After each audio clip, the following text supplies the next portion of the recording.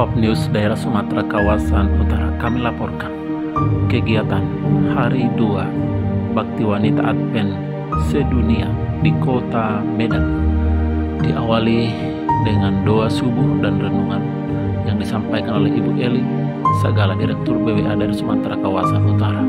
Kemudian membagikan buku penginjilan dan traktat kesehatan ke masyarakat kota Medan. Setelah itu dilanjutkan dengan senam olahraga bersama, kemudian perlombaan memasak nasi goreng vegetarian, perlombaan menata buah.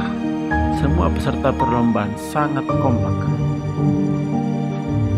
Para BWA bekerja keras membuat karya mereka yang terbaik, dan hasil penilaian tim juri dalam perlombaan memasak nasi goreng, juara pertama adalah BWA Distrik Medan Labuhan, dan perlombaan menata buah yang menjadi juara pertama adalah Jemaat Elisa Distrik Medan Selatan.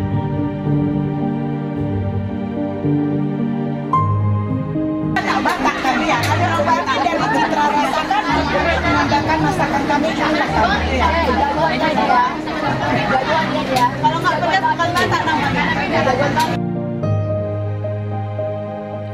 Kiranya dengan kegiatan ini para ibu-ibu termotivasi untuk menyajikan makanan sehat, makanan yang terbaik untuk suami, anak-anak, dan keluarga.